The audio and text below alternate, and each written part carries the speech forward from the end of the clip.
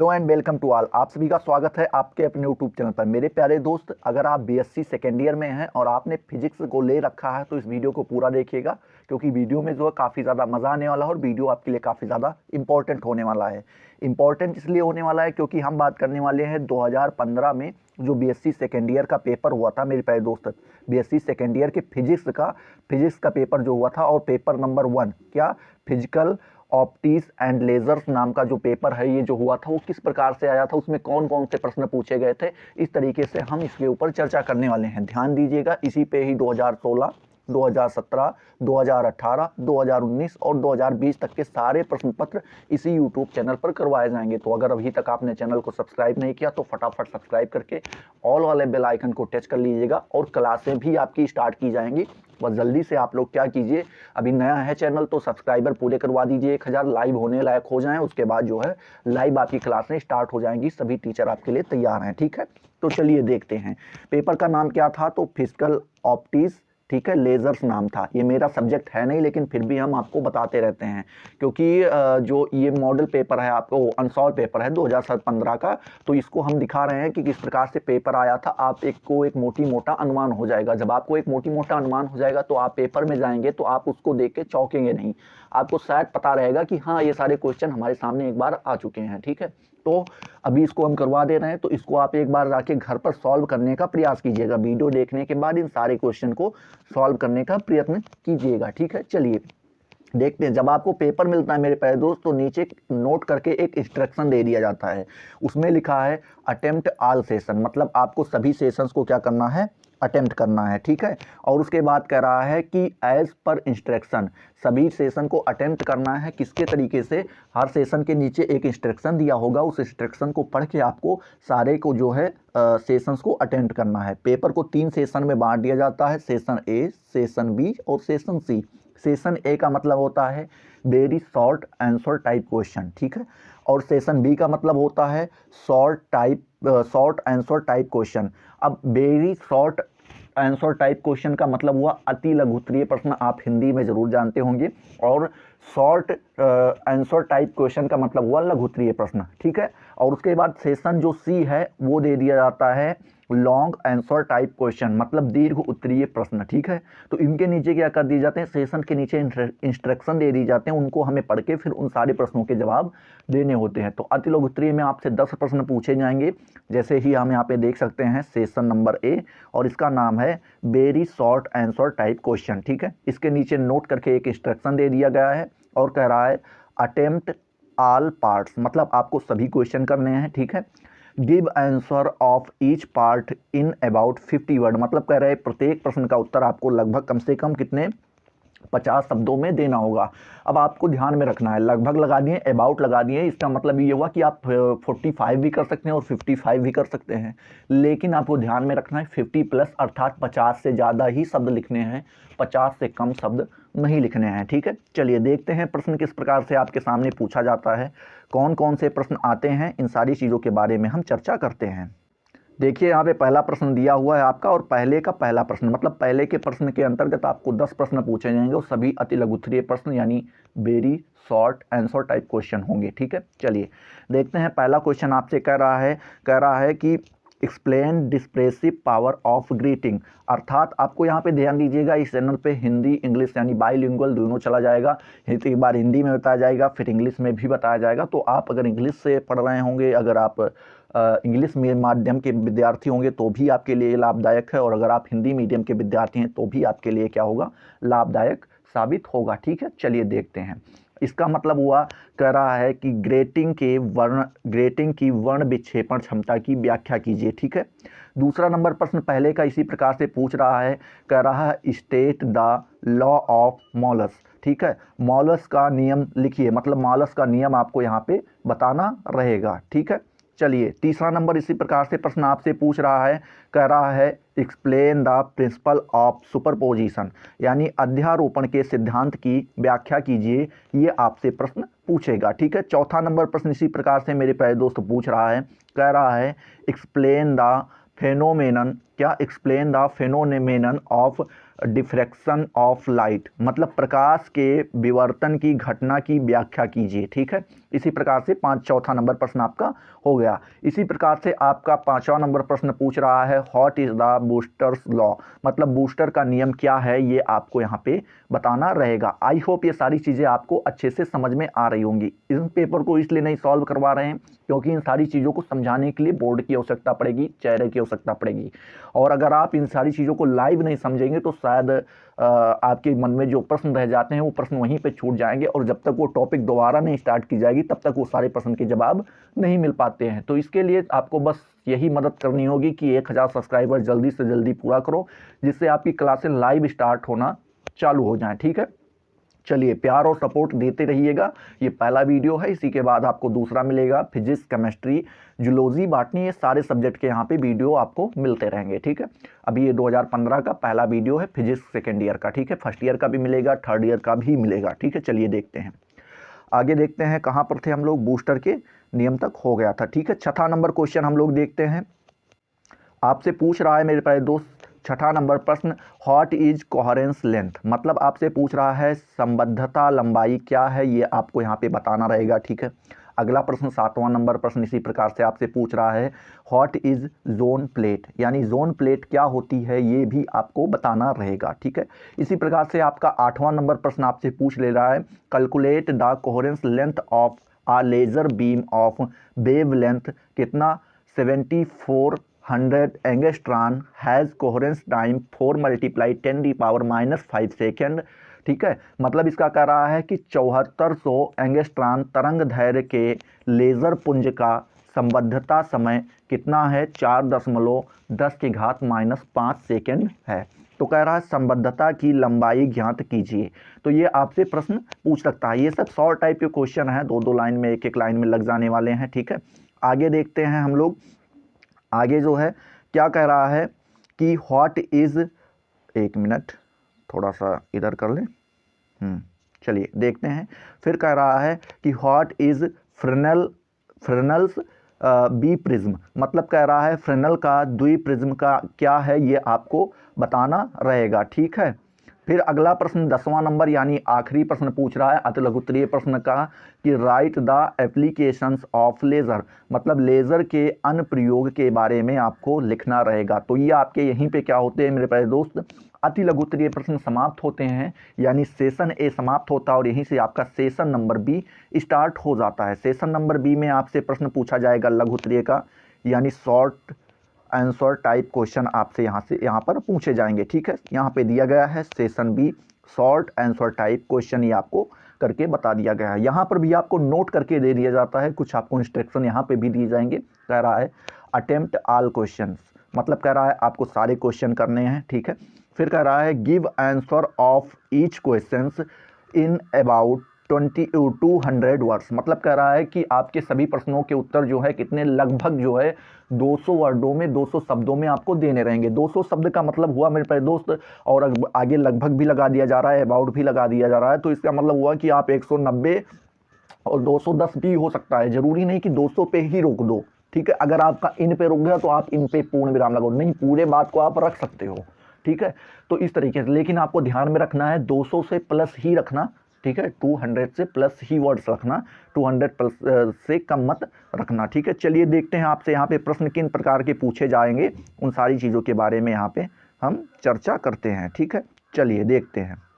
दूसरा नंबर प्रश्न इसी प्रकार से पूछ रहा है कि डिस्क्राइब न्यूटन्स रिंग्स, मतलब कह रहा है कि describe Newton's rings method for measuring the wave length of monochromatic light and given the necessary theory, मतलब कह रहा है एक वर्गीय प्रकाश की तरंग दैर्घ्य नापने के लिए न्यूटन वलय की विधि का वर्णन कीजिए एवं आवश्यकता सिद्धांत भी दीजिए। ठीक है, तो आपको यहाँ पे दो प्रकार के प्रश्न दे दिए जाते हैं, एक जैसे यहाँ पे लघुत्तरीय में दो दे जाएंगे, मान लीजिए एक आता है तो कीजिए, नहीं अथवा करके या और करके एक प्रश्न और आपको दे दिया जाता है। ठीक है, वो प्रश्न क्या है, कह रहा है ऑब्टेन द रिलेशन बिटवीन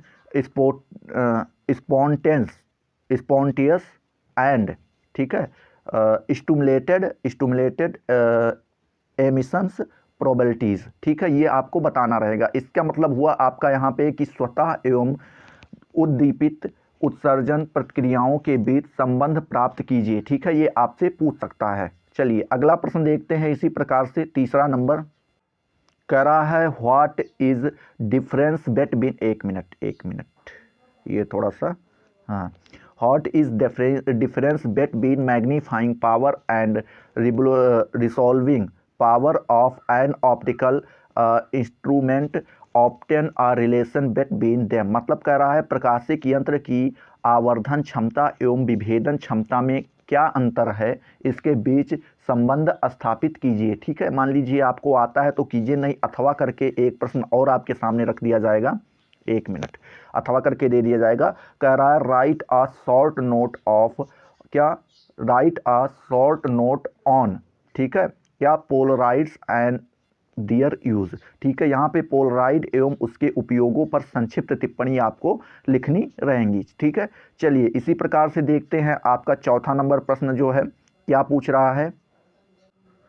कह रहा है कि डिस्क्राइब अबाउट, एक मिनट, यहाँ पे कह रहा है describe about the construction and, थोड़ा सा ये आ गया, construction and working of a their level, क्या, रूबी लेज़र। ठीक है, कह रहा त्रिस्तरीय रूबी लेज़र की बनावट। ठीक है, यहाँ पे देयर नहीं, ये 3 था तो यहाँ पे देख लीजिएगा, लेज़र की बनावट एवं कार्य विधि के बारे में वर्णन कीजिए। ठीक है, थोड़ा प्रोनाउंसिएशन में दिक्कत हो सकती है तो आप अपने अनुसार से देख लीजिएगा। मान लीजिए आपको आता है तो कीजिए, नहीं अथवा करके एक प्रश्न और दे दिया जाता है। कह रहा है डेड्यूज एंड, क्या, deduce and expression of intensity distribution in the fringes इन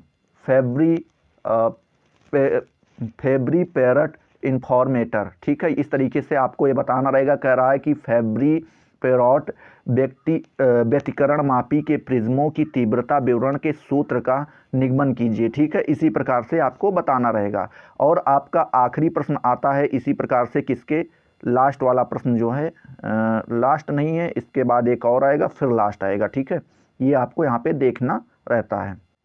कह रहा है आपसे कि डिस्क्राइब अ निकोल्स प्रिज्म। ठीक है, explain how it can be use as a polarise and polariser and as a analyser. ठीक है, कह रहा है निकोल प्रिज्म क्या वर्णन कीजिए, निकोल प्रिज्म ध्रुवक तथा विश्लेषक की तरह किस प्रकार से उपयोग में लाया जा सकता है, ये आपको बताना रहेगा। मान लीजिए आता है तो कीजिए, नहीं अथवा या और करके एक और दे दिया जाएगा। कह रहा है व्हाट इज प्लेन। ठीक है, what is plane transmissions difference grating explain the formation of spectra by it. ठीक है, ये आपको बताना रहेगा। यहाँ पे इसका मतलब होता है कि समतल परागमन विवर्तन ग्रेटिंग क्या है, इसके स्पेक्ट्रम किस प्रकार बनता, इसमें स्पेक्ट्रम किस प्रकार बनता है, समझाइए, आपको बताना रहेगा। ठीक है, इसी प्रकार से आपका आखिरी प्रश्न जो है पूछा जाएगा मेरे प्यारे दोस्त, छठा नंबर प्रश्न जो है वो आपसे पूछा जाएगा। कह रहा है the specific rotation of quartz at 5086 angstrom is 29.73 degree per mm। Calculate the difference in the refractive indices. ठीक है, कह रहा है 5086 एंगस्ट्रॉन पर क्वार्टरज का ध्रुवण घूर्णांक 29.73 डिग्री मिमी है। अपवर्तनांक में अंतर ज्ञात कीजिए, ये आपको बताना रहेगा। मान लीजिए आपको आता है तो कीजिए, नहीं अथवा करके एक और दे दिया जाएगा। कह रहा है अथवा करके एक और आपको दे दिया जा रहा है। कह रहा है कि एक्सप्लेन ब्रेफ्लाई। ठीक है, explain briefly Einstein's A and B coefficient. मतलब कह रहा है आइंस्टीन, मतलब सॉरी यहाँ पे थोड़ा सा प्रोनाउंसिएशन में दिक्कत हो रही तो अपने हिसाब से देख लीजिएगा। कह रहा आइंस्टीन के ए और बी गुणांक की विस्तार में व्याख्या कीजिए। ठीक है, ये आपको बताना रहेगा। फिर यहीं से मेरे प्यारे दोस्त आपका सेशन नंबर 3 स्टार्ट हो जाता है, long answer type question. Long answer type question के नीचे भी नोट करके दे दिया जाता है और कह रहा है कि अटेम्प्ट एनी 2 क्वेश्चन, मतलब आपको किसी 2 प्रश्न को लिखना है। ठीक है, आपके पास 4 से 5 प्रश्न दे दिए जाएंगे, उनमें से केवल 2 प्रश्न आपको करने रहेंगे। कह रहा है give answer each of question in about 50 words, मतलब कह रहा है प्रत्येक प्रश्न का उत्तर लगभग 500 शब्दों में आपको देना रहेगा। 500 शब्द मतलब लगभग लगा दिया गया तो 490 भी हो सकता है और 510 भी हो सकता है, लेकिन आपको ध्यान में रखना है 500 से प्लस ही चलना है, 500 से प्लस कम नहीं करना है, ठीक है। चलिए देखते हैं इसमें प्रश्न किस प्रकार से पूछे जाते हैं।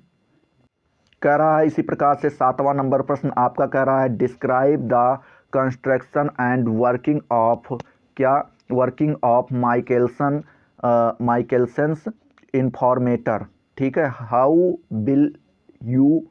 Will you use it, measure the difference in wavelength between sodium D line, ठीक है। मतलब कह रहा है कि माइकलसन व्यतिकरण मापी की संरचना एवं कार्यविधि का वर्णन कीजिए।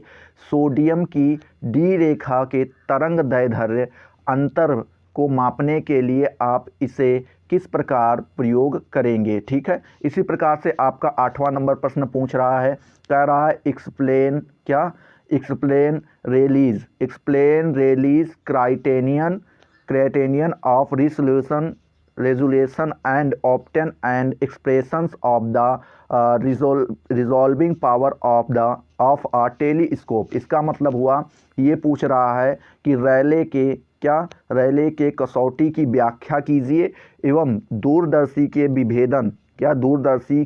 विभेदन क्षमता के लिए व्यंजक प्राप्ति कीजिए, ठीक है। इसी प्रकार से आपको बताना रहेगा। आपका 9वां नंबर प्रश्न इसी प्रकार से पूछ ले रहा है कि डिस्क्राइब, क्या कर रहा है कि डिस्क्राइब द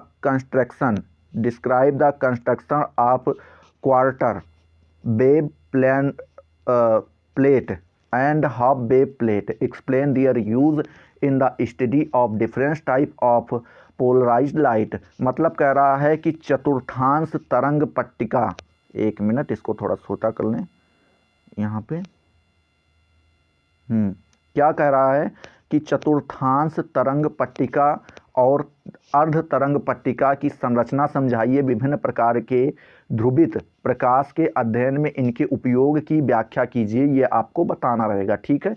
इसी प्रकार से आपका 10वां नंबर प्रश्न जो है मेरे प्यारे दोस्त पूछ ले रहा है, एक मिनट, 10वां नंबर प्रश्न आपसे पूछ रहा है कि व्हाट इज़ लेज़र, आपको बताना रहेगा कि लेज़र क्या है, ठीक है। What is laser, explain the characteristics properties of a laser beam. उसके बाद फिर कह रहा है give its important application. Laser क्या है ये आपको बताना रहेगा। लेज़र पुंज के लक्षणिक गुणों को समझाइए एवं इसके प्रमुख उपयोग दीजिए, ये आपको बताना रहेगा, ठीक है। और आपका आज का आखिरी प्रश्न जो होगा वो क्या होगा, कह रहा है यहाँ पे आप देख सकते हैं, पहले इंस्ट्रक्शन देख लेना है। Right short note on any two, मतलब कह रहा है किन्हीं दो पर संक्षिप्त टिप्पणी आपको लिखनी रहेंगी, आपके पास कुछ ऐसे दे दिए जाएंगे, ठीक है। ये भी आपके दीर्घ उत्तरीय में ही आता है, ठीक है। देखते हैं ये किस प्रकार से प्रश्न पूछ रहा है आपसे। कह रहा है कि डबल रिफ्रैक्टिंग, क्या, डबल रिफ्रैक्टिंग क्रिस्टल एंड, क्या बोल रहा है, कैल्साइट। इसका मतलब हुआ कि कैल्साइट का द्विअपवर्तक क्रिस्टल क्या है ये आपको बताना रहेगा, इसके ऊपर आपको संक्षिप्त में टिप्पणी लिखना रहेगा, ठीक है। फिर अगला प्रश्न आपसे कह रहा है कि टेम्पोरल, ठीक है, टेम्पोरल एंड स्पेशल कोहेरेंस के बारे में आपको बताना रहेगा। कह रहा है कालिक एवं आकाशीय संबद्धता के बारे में आपको बताना रहेगा, ठीक है। अगला आपसे कह रहा है कि टोलांस्की फ्रिंजेस क्या है ये आपको बताना रहेगा, ठीक है। फिर अगला आपसे कह रहा है कि पॉपुलेशन इन्वर्जन क्या है आपको ये बताना रहेगा। संख्या प्रतिलोम क्या है ये आपको बताना रहेगा। आई होप ये सारी चीज़ें आपकी अच्छे से क्लियर हो गई होंगी। अगर क्लियर हो गई हैं तो फटाफट वीडियो को लाइक करो, अभी तक चैनल को अगर सब्सक्राइब नहीं किया तो सब्सक्राइब करो, अपने दोस्तों के साथ शेयर करो। मिलते हैं अगले वीडियो में नए जोश नए टॉपिक के साथ, तब तक के लिए जय हिंद जय भारत।